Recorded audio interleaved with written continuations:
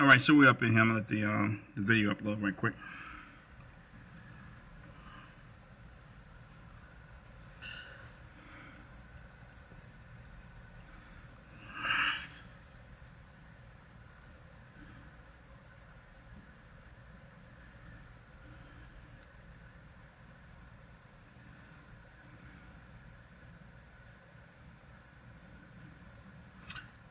All right, so I'm the Shock Exchange, of course. I'm here with Mr. Mitchell. This is Trump and the G, and Jill Stein and the Green Party a threat.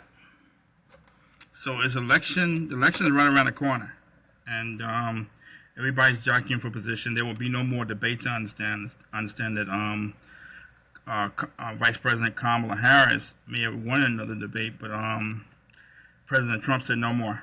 He's not interested, and looks like the Green Party is making some noise about their viability, what have you, even though they weren't on the debate stage. One thing that's odd about this, in my opinion, is that usually you have a few people debating. I mean, the Green Party didn't even get an invite. You know what I mean? They didn't even get an invite. So now it's just Trump and it was just Trump and Kamala Harris, but the Green Party didn't get an invite, which I thought was kind of odd, because usually in the past, sometimes they do have other candidates, right? I haven't seen Jill Stein debate anybody, and Trump never debated anybody either. He didn't show up for any debates. He won the Republican nomination without debating, which seemed odd. And Kamala Harris won. Kamala Harris, and of course, Biden didn't debate anybody either. Nobody ran against him. But it seems like Trump is almost the incumbent in some ways, because he didn't run against anybody, and I don't remember hearing Jill Stein or the Green Party debating at all. And the only thing that the Green Party only way they came close to even being relevant, I think, Dr. Cornel West started out as a Green Party candidate, and then he went independent. But most of his interviews were like online. They were never like debating against other people. He was just doing interviews and town halls. Is that correct? I think he started out the Green Party candidate, right? Then he flipped to independent. So that I don't think that's necessarily positive for the Green Party. But Jill Stein and her and Dr. Butch Ware, her vice presidential candidate, went on the Breakfast Club over a week ago, and they had a tete-a-tete with Charlemagne and Envy and Angela Rye, and so it got a lot of publicity. So I'm just curious: are they relevant, and what's their positioning either today or in the future? So I'm going to share a clip of Jill Stein. She was very impressive, I thought, and she had her talking points down, and she's very passionate. So I'm going to share a clip of her describing the Green Party to the Breakfast Club. Try to share my screen.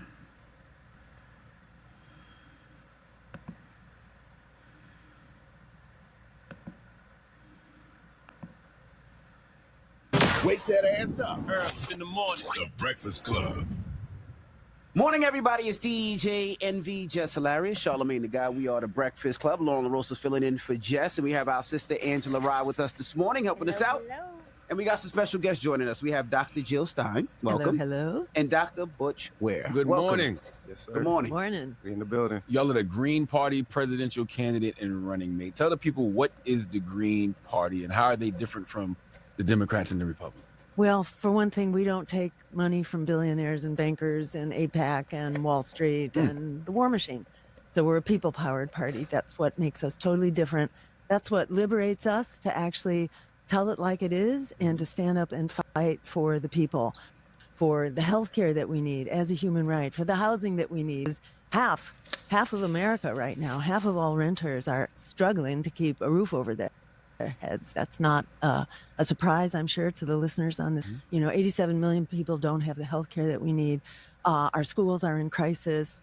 We got 44 million people carrying student debt and a climate crisis. Yet we're spending half of our congressional dollars on the endless war machine, bringing us the likes of the genocide in Gaza and beyond. We got 3, nuclear wars in the making right now. This is where our dollars are going. It's half half of our congressional budget. It's $12,000 on average per house in America to keep this endless war machine going right now. Yet we have such urgent and dire needs, especially among communities of color and African Americans.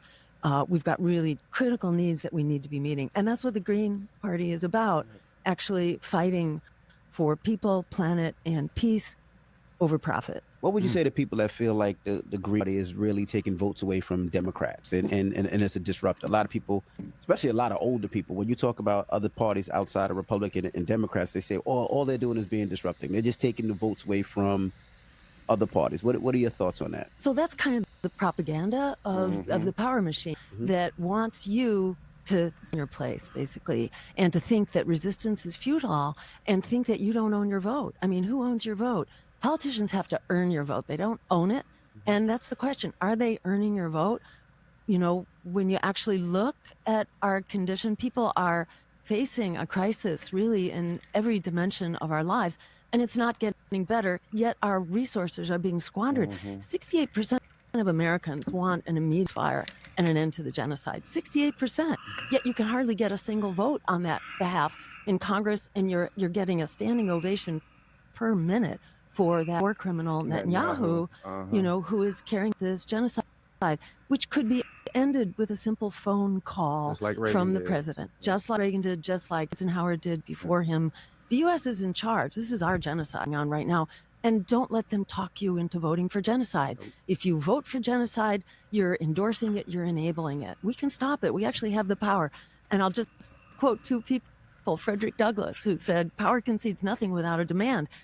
The empire is trying to talk you out of demand right now, but we have that demand. We have the numbers to make the demand. We have solutions. We've got a system. We have an analysis which actually works, and we got to stand up and make that demand. They're trying to shame you and blame you out of making that demand that belongs to us. Our vote is our power in a democracy. Don't let them talk you out of it.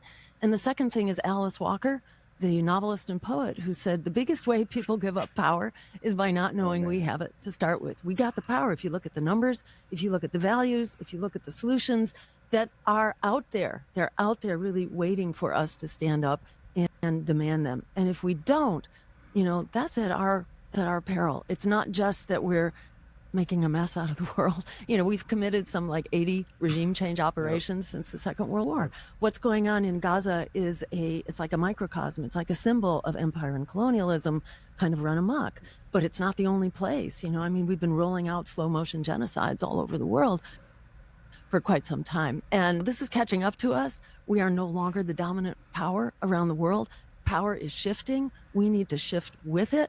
We can no longer be giving marching orders to the rest of the world. We need to stand up like an adult and be part of a global community and a shared power structure. And if you can just tag me in right here, Jill, I'll go back to question, right? How is it different? So when I was evaluating, got called to the ticket 3 weeks ago, okay? And I had done an Instagram live with Dr. Jill Stein, and I asked her a couple of questions. I had just posted a reel where Kamala Harris had been asked about reparations. Kamala Harris had posted a reel about reparations. I posted a reel where she was talking about it. She was asked, and she sort of went around for about 90 seconds, and then she ended by saying, "I will never do anything that only helps Black people." In other words, it was a rising tide lift all boats. We're gonna have social policies and stuff that helps Black folks by default. So I asked Dr. Jill in the interview, "What's your position on reparations?" And she said, they behave as though it's calculable, but it has been calculated by specialists many times. It's between 10 and $13 trillion US, and I'm in favor of payments, cash payments to the descendants of the enslaved. So this had my attention with that, right? The second point is said, well, we know that you have been at the forefront of the struggle for Palestinian liberation, and as an anti-Zionist Jewish white woman, that is a powerful statement, especially seeing you get arrested at, pro-Palestine. Okay, so I'm gonna share another clip where Jill Stein had a tete-a-tete with Angela Rye, which I think got a lot of people talking. I think it seemed like you have someone speaking from a grassroots perspective versus someone from the establishment. So I thought that was pretty interesting. So I'm gonna try to share my screen.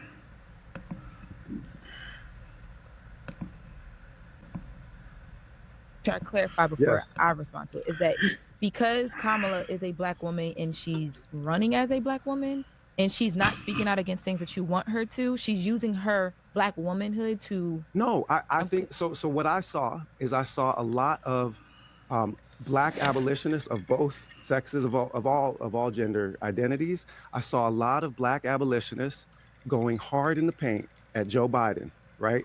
And then as soon as Kamala was at the top of the ticket, radio silence. All of a sudden, people that you could count on that were solid through and through as abolitionists suddenly become apologists for empire. Have you thought about why? Yes, of course I thought about why. Why is that? Why is that? The reason is that we have this aspirational hope that is related to like Black achievement and Black power and Black excellence, and it was weaponized in the Obama presidency. But so let me. Could it be something else? Please could it educate be? me. Could it be? I know her. Yes. Could it be that she is someone who listens to voices on all sides? Could it be that when the opportunity, you can turn your head, but I've been in the room. No, you turn your head, but I've been in the room, Dr. Ware. Don't be disrespectful, Dr. Ware. You're not, though. No, I was not. You might have just been feeling the spirit, but I'm just saying, I've been in the room. I was actually not turning my back. I was looking to see Oh, what you were the looking response on the other side of the room We're was. just over here engaged. Yeah, no, because I can't see It's all the good. people that are behind me. So But no could disrespect. it Angela. be? We're all having healthy conversation, by the way. Nobody's against anybody. I agree. No, I ain't never turning my back on Angela Rye ever again. I'm gonna sit over. Let Ms. Rye finish her thought. It's part of the The last thing that I need. You see what I'm The saying? last thing that I need is Yeah. this sister making me an enemy. No, you're not not giving me. I knew you was going there. Why you doing that? But because it's part of the strategy, friend. Because I knew you was kind of getting your way to this, and it's very disappointing to see you do that and then say, Get away, Lauren. Get away, I'm Lauren. still trying to make. What Get do you away. mean? What do we What you talking misconstrue? about? Get so away. how I. Well, let finish her point. Okay, you go ahead. Could it be Me move that about you. You get a little someone nervous. I who- understand, bro. No, I'm straight. Happens to me all the time. Go No, ahead. I just had to like. although that might be true, you know, you're right. I can't Yeah, help you don't need to be protected from me. My words are not weapons, and actually, it's just really to Yeah, dispel no, for real. some of the myths. I think that since you all believe in polls a lot more than I do, there are that are saying that they still want to get to know Kamala Harris, even clearly how to pronounce her name. Yep. So what I would say is, it could be that they've seen an opportunity for negotiation, for hearing another perspective. I've Could been in be. the rooms with her on justice reform issues, and others helped to convene those rooms where she's been more open. Because what we do know about how politics works is that it can't just be this wish agenda. I love a lot of what you all have on your agenda. I'll call it the after 7 ready or not agenda. I'll give you the sun, the rain, the moon, the stars, and mountains. But there's really Wait, who called it a wish list? You mean the No, the same people that spend $1 trillion of y'all's money blowing up other people's No, kids no, are but saying I it's just- a wish list to have an actual social program? I think I'm sorry, that that's they're propaganda, man. That's propaganda. It's not propaganda. I'm saying it because I've worked on Capitol Hill. It's very difficult to get what you're trying to achieve. So just for example, Jill can do just from the executive Dr. office. Ware. Yes, ma'am. Thank you. Just for an example, I'd love to know how many voting members in the United States House of Representatives. So we have been blocked. The No. Democrats throw us How many off the voting ballot. They members? interfere. They put spies and Dr. infiltrators on our Stein, campaign. How many voting members? Compare Republican- us. No. Answer the question. How many voting members in the United States House of Representatives, Republican, Democrat, and Independent? How many total? How many total are there? What is it? 600 some? No, You know, it's 435. plus 100 in the Senate, right? 100, Yeah. 100. Yes, I said House Yes. of Representatives. Okay. 100 in the Senate. Of those 435 in the House, of the 100 in the Okay. Senate, how many? Just one moment. I'm not trying to put you on the defense. I'm just saying this because the Hill is my passion. That's where I grew up as a professional, right? How many of them are Green Party members?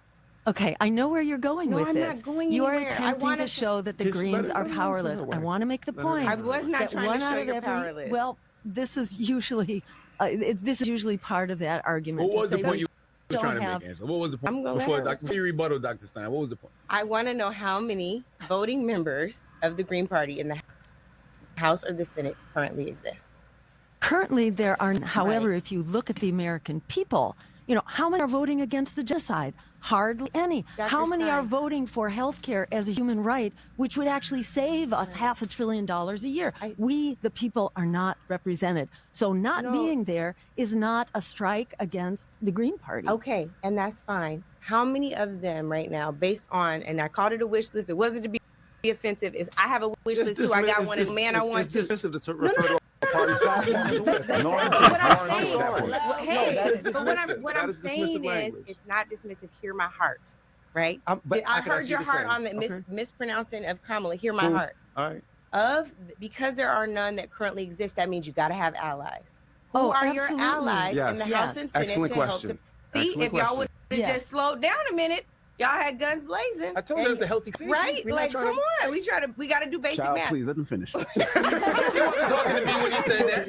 But who are the allies? Can He was you talking name about some the of your allies in the House and the Senate that would help to get this very aggressive agenda done? So let me tell you how the agenda would get done. Yes. For one thing, we Can you need name Let some of her your allies, answer though? the. Yes, but my question. I want my Sure, question. and it will get answered. Names. yes. talk about this. So what I want to do specifically is town hall meetings, which used to require representatives to meet their districts. They don't do that anymore. They meet with their do. donors. Well, they No, largely no. meet with donors. That's not They're fair. meeting with their Not true. donors like 9% of their waking time. They're hardly ever going to town hall meetings.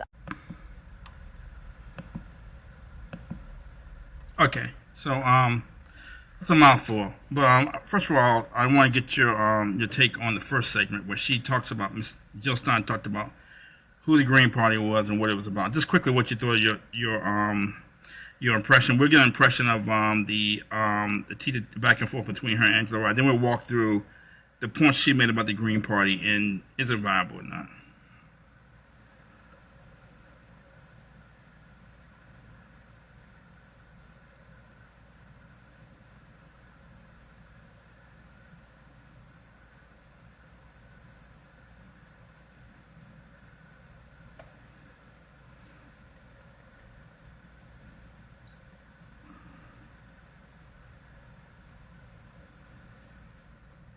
Hey, Torian. Can you hear me? I think your mic's on mute. Oh, can you hear me now? Yeah, I can hear you. Your mic was on mute. Oh, okay. Perfect. Yeah, sorry about that. No problem. Yeah, I was saying that it was I think it was a great reintroduction to the Green Party, and just the fact that they exist, and kind of nailing down for not just a younger generation that hasn't been around long enough to remember a Ralph Nader or remember a challenger opponent like a Ross Perot, although he didn't run Green Right. Party, but you had these kind of strong candidates in the past that offered alternatives to kind of mainstream politics. So I think it was a really great reintroduction, even to those of us that do remember Ralph Nader, and just kind of letting folks know that there are more options than the binary options that so many of us kind of get fixated on, and ultimately kind of boils down to the the constellation phrase of the lesser of two evils. So yeah, that was just kind of my initial impression. I thought that they did a really great job of letting folks know that you have more than two options. And this is what we represent. This is the platform that we represent. It was short and sweet. Honestly, I think that's one of the things that I really appreciated about their messaging. They stuck to a few topical points, unlike both candidates for between Trump and Harris. There a lot of things can get lost in between the storytelling and trying to jab here and there and gain political points, etc. And sometimes the messaging of what does this candidate represent? What does your platform represent? What are you pushing for? What are you advocating for? In a very clear, concise manner. And I thought they did an excellent job of that, to keep it really straightforward. Yeah, and a clearer choice, I think. Okay, yeah, I agree. I thought they spoke in a very common sense way. They spoke like they weren't speaking to necessarily Charlemagne and Envy. They're speaking like they were speaking to regular people, like someone speaking at a PTA meeting or something. Right. And they spoke in a way that could be easily understood. So, and it was very clear and concise what their policies were. A lot of stuff they talk about, what we talk about, and it made a lot of sense. And there's a direct connection between, something that what their policy is and what the results are. Something that can be measured. It's almost like we've been conditioned. The public has been conditioned to listen to politicians who talk in vague terms and don't really say anything. It's almost like what's become of the Supreme Court confirmation process, where if you've written a lot of stuff and you're very clear and concise and you're very direct, it kind of works against you. Where if you don't have a track record, and you've never written a whole lot of stuff, nobody can really pin you down. So it's like you get confirmed because nobody can find a reason not to confirm you. So Jill Stein and this guy Ware seem kind of odd because they're actually putting out a lot of positions that people can attack. Where you have Kamala Harris, who doesn't say much. She won't answer a question, and Joe Biden pretty much said we need to resist Trump, and Obama pretty much said hope and change. And he was looking to like the distance, like he was, had a vision, looking to the distance. Right. And he didn't tell you what his policy was. He didn't tell you what his policies were until after he got elected. So we're used to that. People speaking in vague terms where you can't attack what they're saying. With Jill Stein, this guy puts it out there. So I liked it. It's just that it seems kind of odd because it's almost like you seem sort of crazy or impractical because the more you say, the more someone can attack. Which is counterintuitive. Yeah. It's counterintuitive. So anyway, so what do you think about the back and forth between Jill Stein and Angela Rye? Yeah, I think one, for anybody that dives into the comments of that video, I was pleasantly surprised, frankly. To me, Angela Rye and the other young lady whose name I forget that I guess was sitting in for Jess Hilarious. To me, it was almost like, frankly, they were just paid shills. I was going to try to dance around it a little bit and be politically correct, but I'm not a PC person, so I struggle to find words to do that. They came across as just paid shills to me. Honing in on, the mispronunciation of Kamala's name is not shown in the clip, but watch the interview. Dr. Butcher Ware makes a point that he spends a significant time in West Africa, and apparently he had just got back from a recent trip, and Kamala, but the way that he pronounces it apparently is very common to West Africa. So to pronounce it Kamala. So he wasn't mispronouncing it as an intention or a slight to her, but even Angela Rye's response, both her and the other young lady, that is triggering.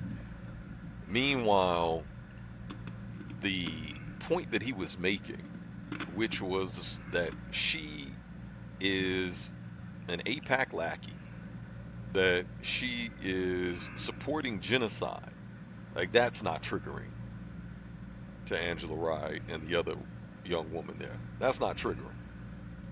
13,000 dead children under the age of 10, that's not triggering. 30,000, at this point closer to 40,000 people dead, murdered in a matter of months, that's not triggering.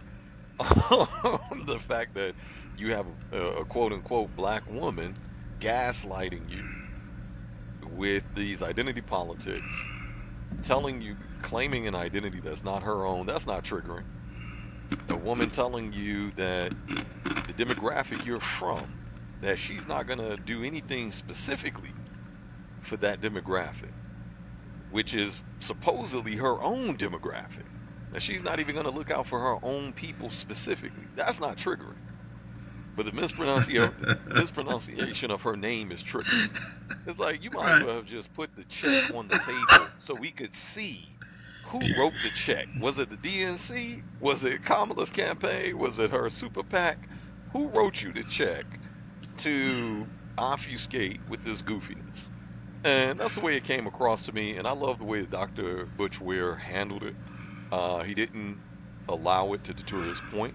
And even on the pushback in the second clip, where she was being dismissive, calling it a wish list, the way that he handled that and directly calling her out, that you don't, identify someone's agenda, their platform, and call it a wish list. It's entirely dismissive, and frankly, it's denigrating, and it's intentionally belittling to already kind of put them in a certain perspective to the listeners and the consumers of the content. So I love the way that he handled her with profession, with care. Still, he definitely shows some grace. But I think it was a great balance of pushback and confrontation, but done with grace and care at the same time. And I think that's a great balance that your favorite president, Obama. I think that is one of the things that he was able to display, because I think that's a true tenet of this diplomacy, right? And someone that is kind of vying for position, even if it's a vice president. Those are qualities that I would like to certainly see in my administration. So I think I think they did a really great job at pushing back with facts without having to jab and belittle and denigrate. Yeah. Okay. I don't really mind the back and forth. I think when you have people who just don't like each other, I think that's when the truth comes out. You have people who like each other and give softball questions. We have people who really don't like each other. I don't think Angela Ryan likes these people. I don't think they like her either. But that's when the truth comes out. How somebody really feels. Fair enough. Right. Mm-hmm. Secondly, it's like, we're playing baseball. You throw me a 95-mile-an-hour fastball, either I can hit it or I can't. You throw me a 98-mile-an-hour fastball, either I can hit it or I can't. I can't ask you to throw me a fastball, but, just play within the rules. You know what I'm saying? When I hit it back at you, don't get mad. And so, the other thing, when she says, you mispronounced Kamala's name wrong, that's much ado about nothing. Angela Rye was on network TV with comments, with basic commentary that was much ado about nothing. And the silliness and idle chit-chat that don't have it, never disseminating information, but a lot of entertainment and neck rolling and idle chit chat and back and forth and ad hominem attacks. That's why she's not on CNN anymore. That's why Don Lemon doesn't have a show anymore, because they never did disseminate information. It was just much ado about nothing. Playing around with words and parsing words, and you pronounced her name wrong. Right. And there was some little controversy with Michael Eric Dyson when he was on, I think, network TV. I think it was CNN with this Congresswoman, and he was saying that she was purposely mispronouncing Kamala's name and trying to tie it back to like racism and history of racism in this country. Much ado about nothing. And he ended up on the wrong side of that because she outed him as he kind of like DM'd her and was trying to like send her messages and telling her about her looks and so on and so forth. But it was really not much ado about nothing. That's why Angela Rye is not on network TV anymore. And I don't really need to watch, go to independent media to listen to nothing, to listen to any more of this idle chit chat and much ado about nothing. To be honest with you. The other thing was that one thing she did a better job of defending Kamala than Kamala did. She's talking about Kamala Harris. Yeah, She did a better job defending Kamala than Kamala did. Kamala didn't defend herself that well. And she's asked Jill Stein, like, how many people are in Congress? This much to do about it's like clearly one of those gotcha moments. You don't know how many people are in Congress. See, you're not qualified to be president or vice president or whatever. It's really much to do about nothing. We can always go Google or look it up in dictionary how many people are in Congress. So I don't think that really. Go ahead. yeah, like to that point, it's a talking down to. And when Trump won, the one thing that always sticks with me, kind of in the like somewhere between the middle and the back of my mind, that pops up ever so often, especially when I see things like this though. When Van Jones, got on CNN, the Crying Negro Network, and shed tears because Hillary Clinton lost, but through his tears, he made a valid point. Democrats are no longer in touch with the people. The reason, and he felt that the reason that Trump had such a strong showing in the popular vote, and not only the Electoral College, but he believed, and I think he was spot on, that and this is a prime example of that, where there's much ado about nothing, but ultimately it's a way to show I'm smart and you stupid. I know how to pronounce her name and you don't. It's a way to talk down to people and to punch down on people. Like frankly, if you go around the country and, in fact, great example of this, there were 4 organizations right around, I believe, 2010 or so. Nonprofit organizations that were polling the difference between people's understanding of the Affordable Care Act and Obamacare. In fact, it was such a hyper-focused study that they understood the demographic and the layout of certain regions. So they didn't even send certain people, like for example, they didn't even send black people in certain neighborhoods and regions throughout the Midwest and the South. They sent, white men or women in certain regions so as to reduce the kind of the walls that people put up, right, when you're asking them questions and surveying them, essentially to lower their defenses. And they essentially said, would ask people at first, what do you think about Obamacare?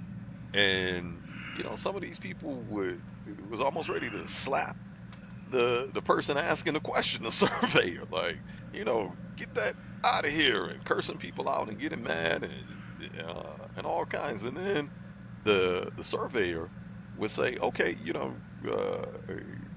kind of note that. But then they would start asking 3 or 4 questions, like, would you be in favor, instead of Obamacare, would you be in favor of having lowered premium payments? Well, yeah, that's what we need. Would you be in favor of not being under threat of medical bankruptcy because insurance companies are charging? Well, yeah, I would be in favor of that.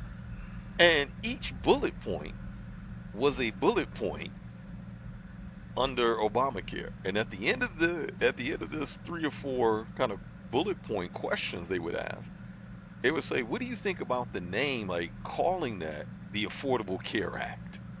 And every last person across regions that first disagreed with Obamacare was in favor of calling it the Affordable Care Act. And I only share that to exemplify that when it comes to civic engagement in this country, it is proven time and time again, even on an anecdotal level, that Americans don't know geography.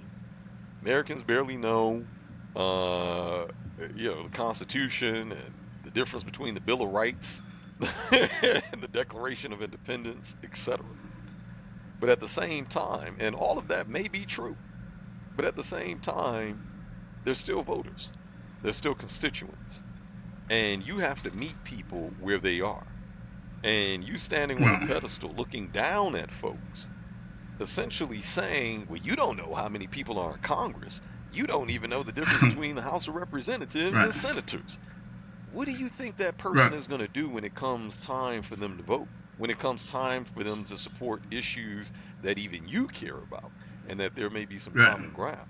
And folks are tired of Right. that. I think folks are, Right. and to me, that's what Trump largely represented, is this pushback to this elitism that runs rampant through the Democratic Party. It runs Right. Right. rampant through liberal media, and Angela Rye epitomizes that elitist and classist approach, and that's what we watched Right. on Right. the Right. You Breakfast can Club. you And can Jill answer. Stein You can answer. pushed against that. Yeah, you can answer an SAT question, but can you lead? That's not a telling me random facts is not a proxy for can you lead for president. And it's like a SAT question. And so she tried to set up Jill Stein because Angela Rye clearly said, "I used to work in Congress. So why are you asking her questions about Congress? Right. Why are you trying to bait her into a debate about Congress if Jill Stein never worked in Congress?" And instead of illuminating information, she's trying to like set her up and make her look stupid about much ado about nothing. And Jill Stein didn't take the bait. And again, that's why Angela Rye is not who got a chance who has time to sit and watch CNN or MSNBC and people engage in this useless drivel. It has nothing to do with whether Jill Stein can lead or not. Then she started asking her, "Well, tell me what are your allies in the House? Who asked Kamala Harris these questions? How she's going? First of all, Kamala Harris couldn't tell you what her policy was, let alone tell you how she's going to get her policy passed. Nobody asked Kamala Harris or Joe Biden, how are you going to go from here to get allies in Congress to sign off on it? She basically wants Jill Stein to walk her through not only the policy, but how she's going to get it passed in the House of Representatives. Correct. And nobody asked Kamala those questions. Kamala can't even tell you what her policy is. As soon as you ask her a question, I grew up in a middle class family and blah blah blah blah. So it seemed like it's just like it gets back to my issue with the Breakfast Club in general, that when they have people who come in there who backed by Disney or ESPN or backed by some institution, big institution, whether network TV or cable TV, they do PR. When someone comes on there who's independent, they try to embarrass them. And there's no political risk for Kamala Harris to go at Jill Stein. But if she had the same person on there who, let's say Kamala Harris was on there, there would have been a totally different interview. Totally different. Oh, 100%. I mean, she was on there. Remember, she was on the Breakfast Club, and I mean, I would know because she keeps repeating I came from a middle class family, so right. So I don't know what network it is. Asking her these very softball questions. This is how you got her father responding to essentially this admonishing letter that he put out, and distancing himself from the very stereotypes, because this is, she made the claim that she was listening to Tupac in college. Like, ma'am, you graduated Howard University in 1986. Like, Pac didn't even drop his first album to 91. And she was talking about she was smoking weed listening to Tupac. And when Charlamagne asked her, like, "Oh, you dabble?" And she's like, "Of course, I'm Jamaican. I'm half Jamaican." And her father, literally, I think the next day or 2 days later, put out this scathing letter, essentially calling her out, like, "How dare you? You make very little claim to this side of your identity. But then when you do make claims to this side of your identity, you're going to do it along the lines of harmful stereotypes. That if you were really entrenched with this side of your identity, you would know that that's a harmful stereotype." So he put out a very scathing letter. So we got to see how they treated Kamala in real time with very softball questions. But one of the points I wanted to make is that even if we take Angela Rye, because what I loved about that, it didn't show up as in that particular clip, but it's later in the same answer. After she says, Angela Rye essentially says, you guys are coming guns blazing. That's not where I was going with it. Like I had a different intention here.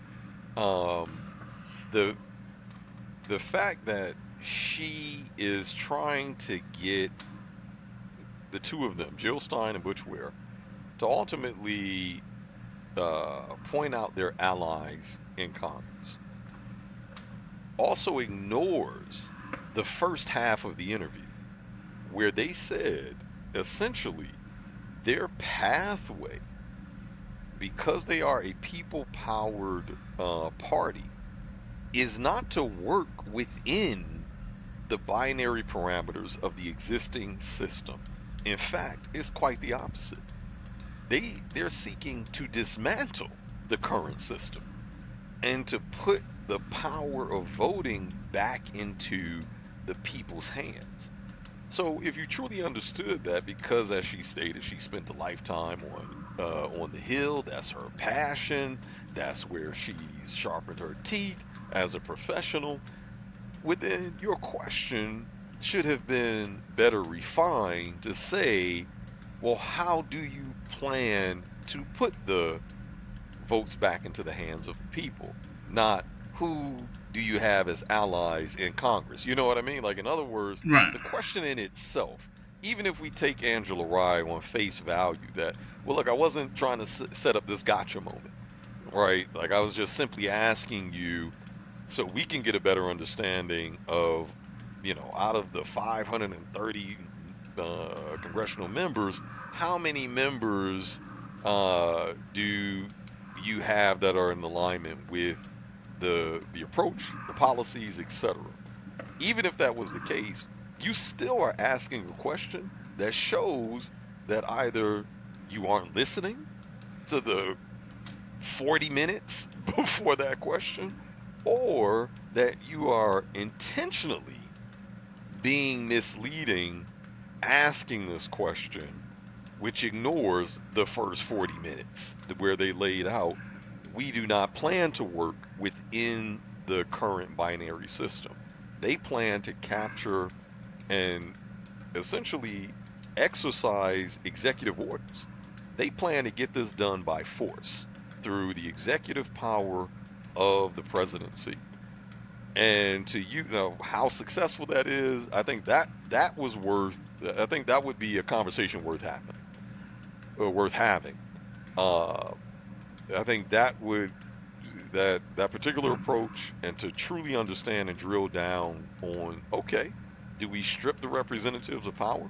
Do we strip the electoral college of power, which is one of the first things that they stated? They stated they are pro reparations, they are anti-genocide, and they are anti-electoral college. Dr. Butch Ware specifically stated that Jill Stein's goal is to dismantle the current system.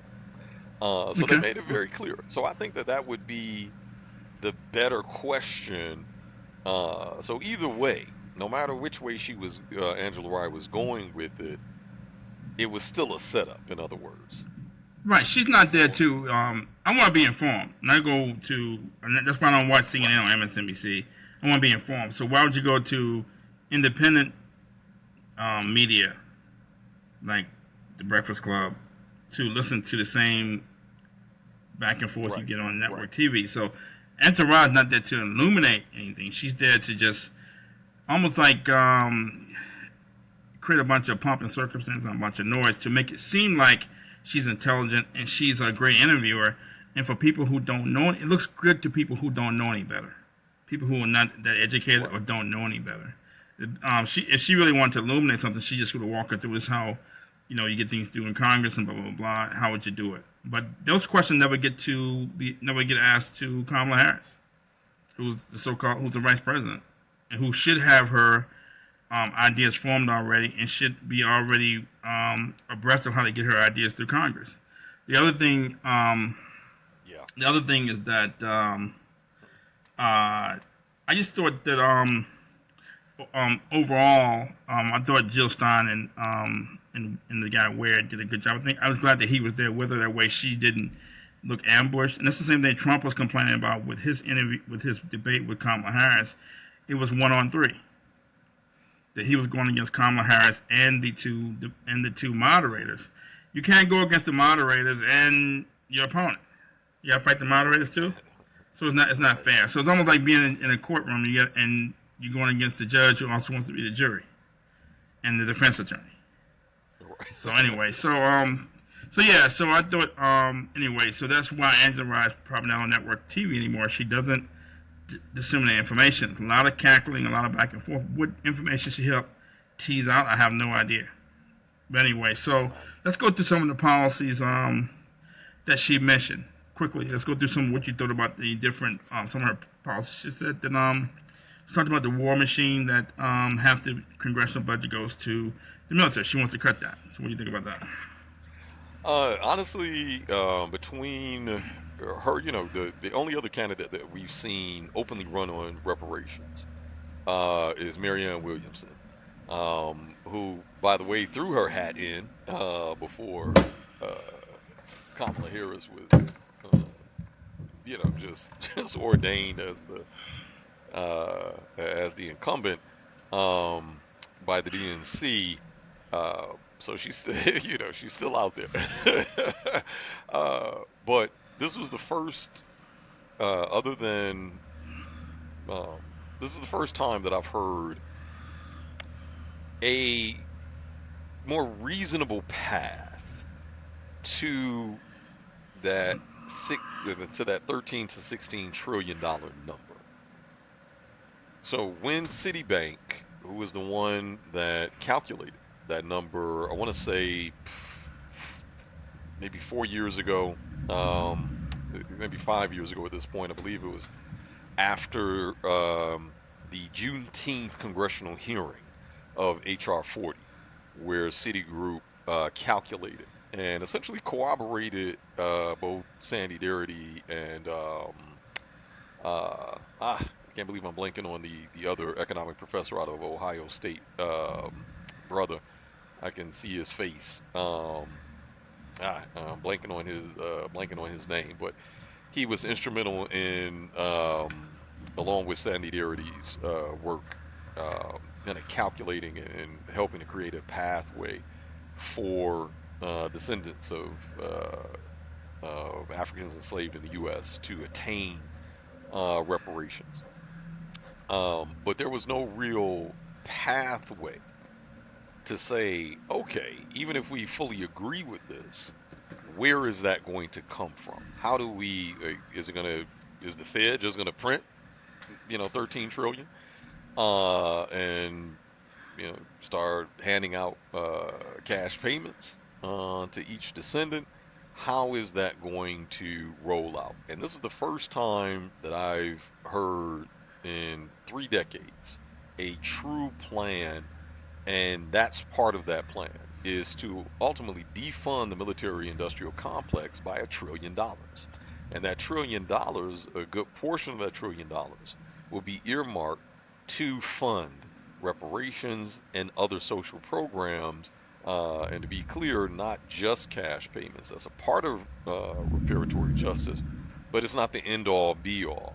It is other programs under that umbrella, such as education, such as housing, such as social services, etc., supportive services.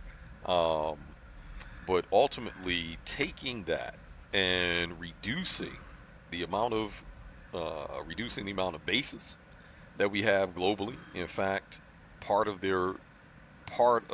reclaiming that trillion would be closing, according to them, closing nearly every global U.S. installation. So between that and reducing DoD budget, you put $1 trillion back into the pockets of the American people.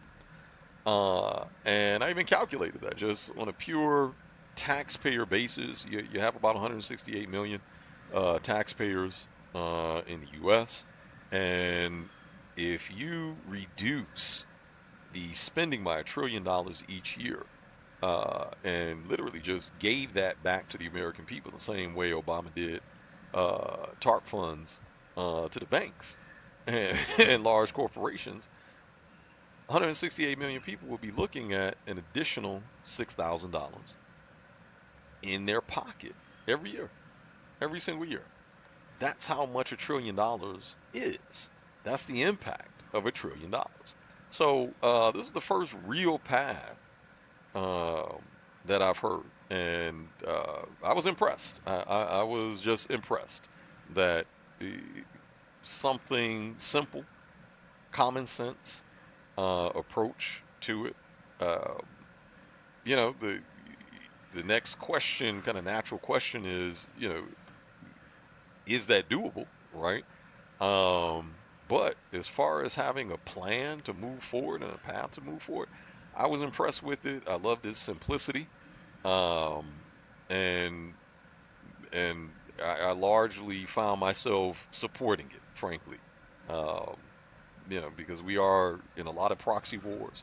Um, how many veterans do we have in this country that are facing homelessness or already homeless, that need social services and don't get access to social services? VA is behind, yet we're sending $100 billion to Ukraine for Ukrainian oligarchs to buy yachts with, to buy condos with, to parade their money around with throughout the rest of Europe and Cyprus and wherever else in the world that they love to hang out, all on American taxpayers' dimes, while we defund the very programs that are meant to support the people that put their lives on the line for this country. It's an insult. So a plan such as this, to me, found very welcoming. Okay, so yeah, as far as the War Machine, in my opinion, it sounds nice, but people have been talking about that for years and it never gets there. So it's easier said than done. I'll leave it at that. And it's good that she says she didn't want donations because if she started talking about cutting the military budget, she's not getting any donations from the military industrial complex. Her opponents will though. So it's easier said than done. Everybody talks about it, but there's no way, it never gets done for some reason. Always has an excuse why we had to increase the military budget so we can look strong in front of the public and on security. So it's easier said than done. As far as reparations are concerned, I think she's crazy enough to propose it. And that's the first step. Propose it. All the stuff, how it's gonna get done, who's on the line. You can work that out when you get to after the first step. I think she's crazy enough to actually propose something like this. So I'm interested. Anyway, people who talk about it's like one of the things where people talk. We want reparations, and you have a candidate who actually proposes it and crazy enough to put it in front of Congress. Nobody wants to vote for her. Okay, so on the issue of she says she's not gonna take donations, but I don't really think that's that important. She may not take in donations, but I can guarantee you her opponents will. So I'll leave it at that. I don't think she can.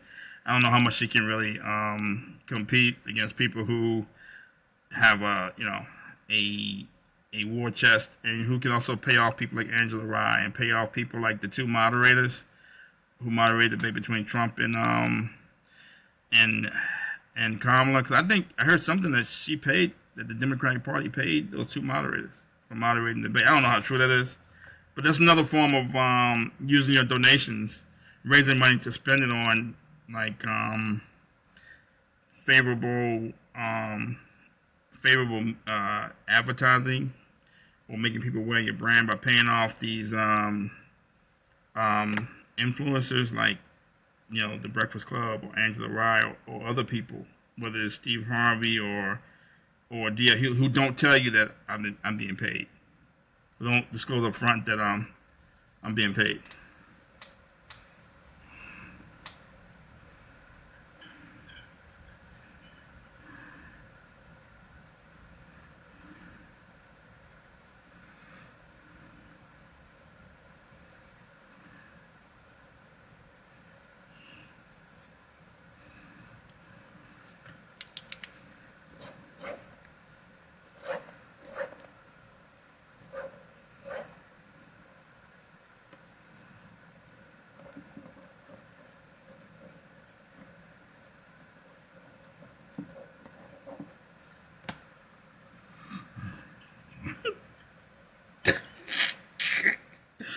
It was what?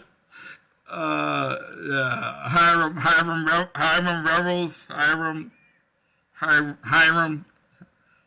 Revels. It looked like he about to take his watch out, take his watch out of his and look at it, take a little watch out of his. Yeah, look at it. Okay.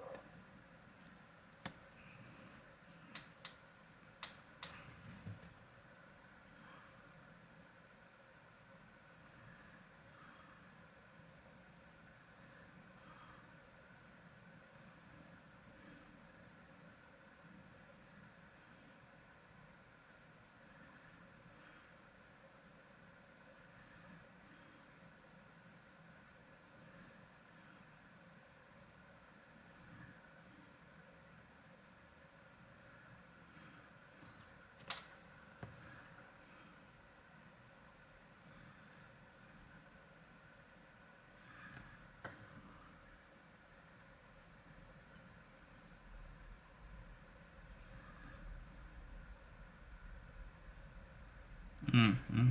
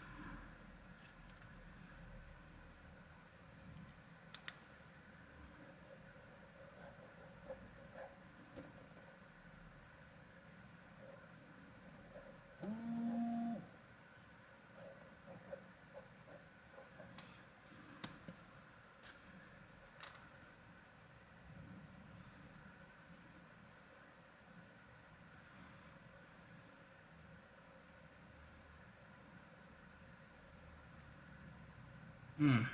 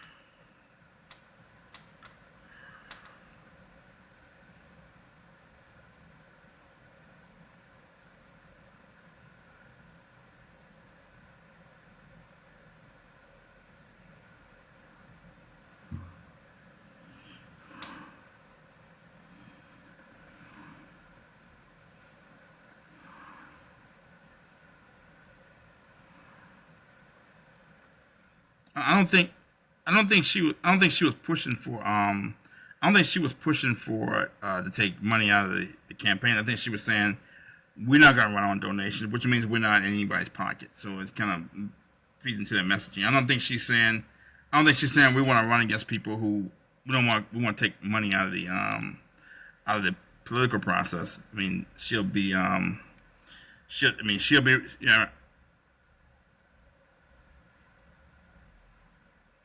Oh, okay.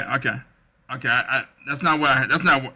That's they may have. That's not what I. That's not what I heard. I mean, that's like that's like almost like a catch-all. People have been saying for years. But what I heard was that they're not going to take donations, which means they're not in anybody's pocket. They're not going to take donations from corporations. They're not in anybody's pocket. That's what I heard. That's what I heard. But as far as we need to take money out of the system, people have been saying that for years. That's nothing. That's not really anything new.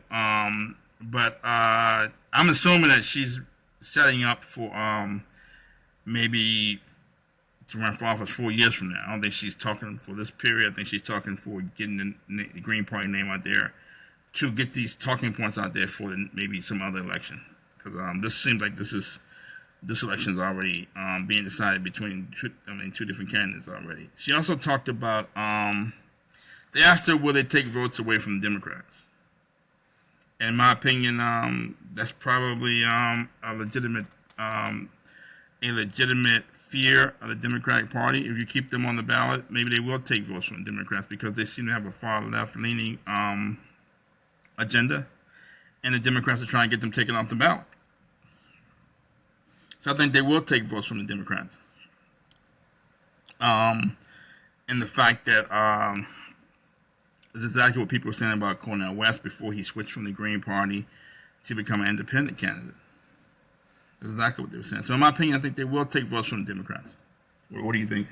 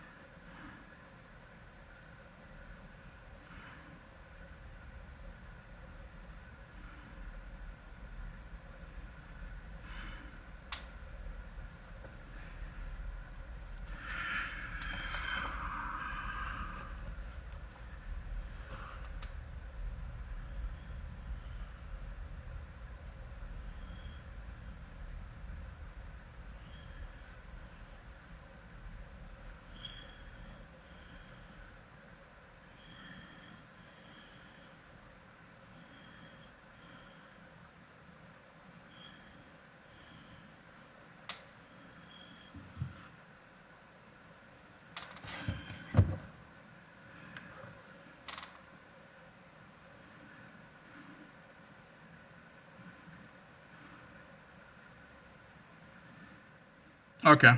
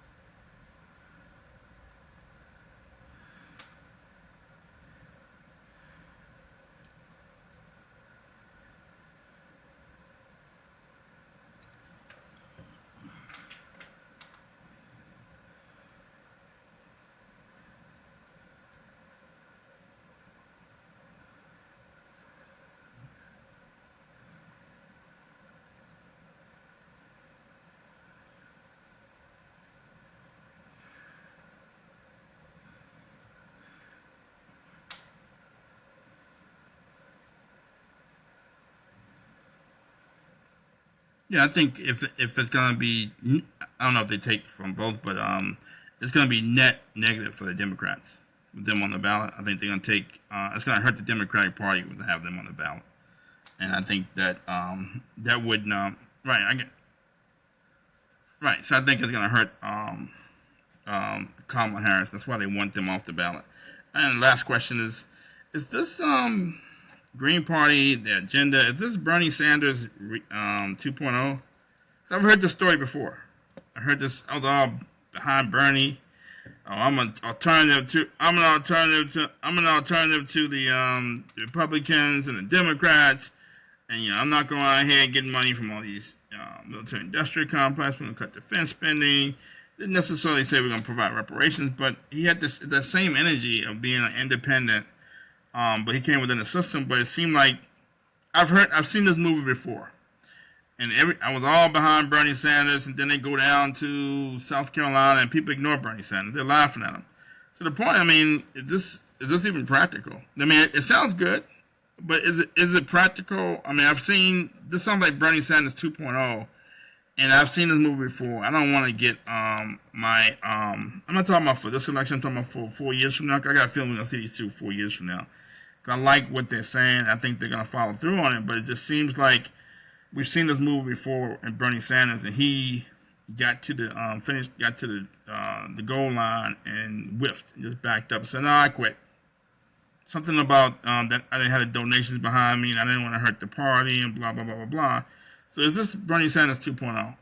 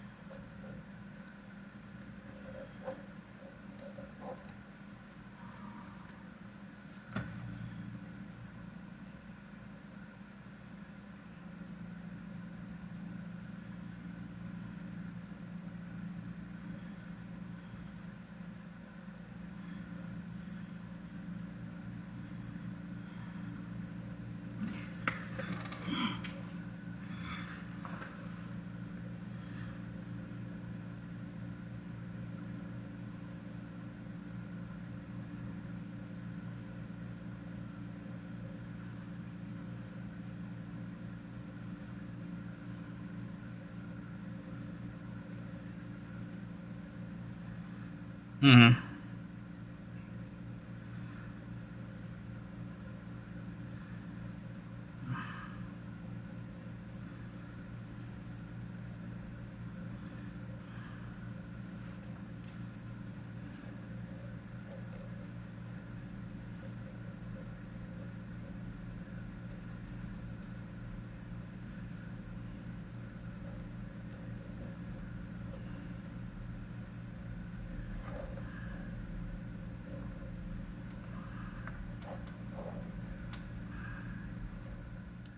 Yeah. So it's but do you think these people? Do you think these people? You think these people are sellouts? Green Party. I mean, are they? Is this real? Yes or no? Yes or no? Are they real? Okay. Okay.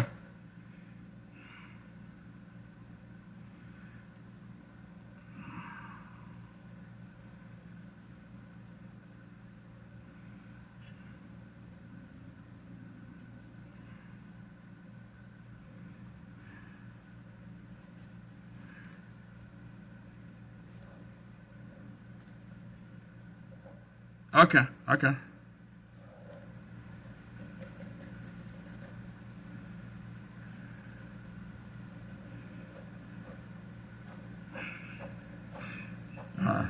Right. Okay.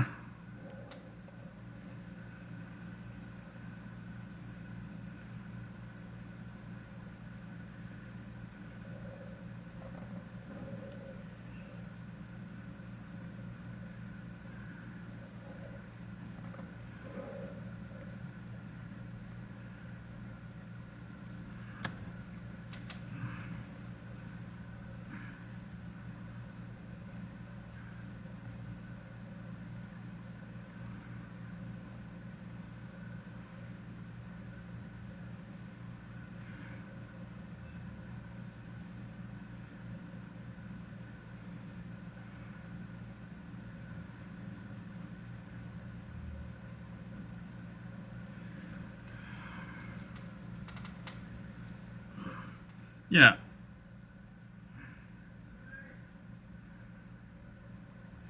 Gotcha. Gotcha. Okay. So I'll believe it when I see it. I'll believe it when I see it. I like to see them get an opportunity, but I'll believe it when I see it. But I don't rule out if someone, because I mean, just to fight. You can be worn down. You can become weary. If someone offers Jill Stein a condo in Florida, or offers Dr. Ware a Giorgio Armani suit collection, I mean, will he will he you know what I mean? I mean, so yeah. But I'm saying, is there a price that they won't want to keep fighting? So I'll believe when I see it. So they had a burning energy, but I'll believe when I see it. I'd like to see them get the opportunity. Anyway, so it seems like they at least play spoiler for this election. So that's Trump and the G. Thank you for listening. Thank you.